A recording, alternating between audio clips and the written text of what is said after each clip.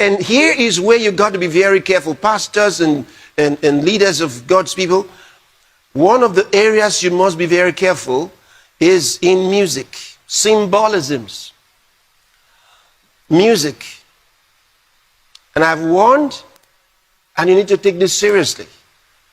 You know, there are people who tell us that the reason they're into a certain kind of music is because that's what the young people are interested in, or those group of people are interested in. Hold on.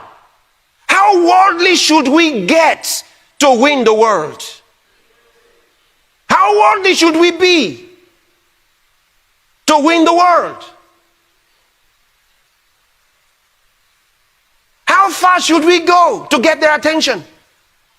We have to be like them to do so? That is a confession of your spiritual bankruptcy. Because if you were full of the Spirit, just think the very thought of it. If the apostles said, you see, we have to be like the Pharisees to win them. That's not what Paul was saying when he talked about being like a Jew. That's not what he meant.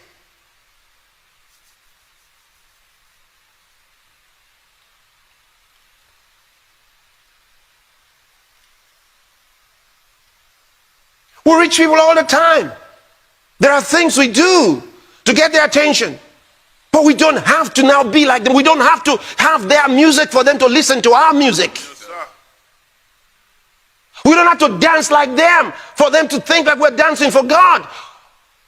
The reason I'm telling you this is about symbolisms. Yes, there are dances that people have and they're doing them in churches, but these dances are demonic. They're inspired by demons.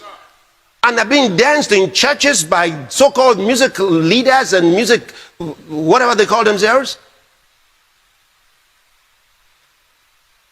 What's actually happening is these are offerings and libations that are being offered to Satan through symbolisms.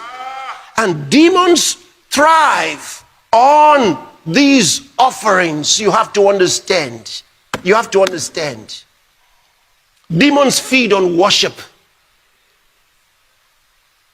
Demons feed on worship. You sustain them with worship. You know, proud people love attention. Yes. Demons also are that way. They love attention. It's like a proud man whose ego you feed. That's the way they are. Get back to true and divine worship. Don't copy the world. Don't copy the world. Music is for worshiping and praising God.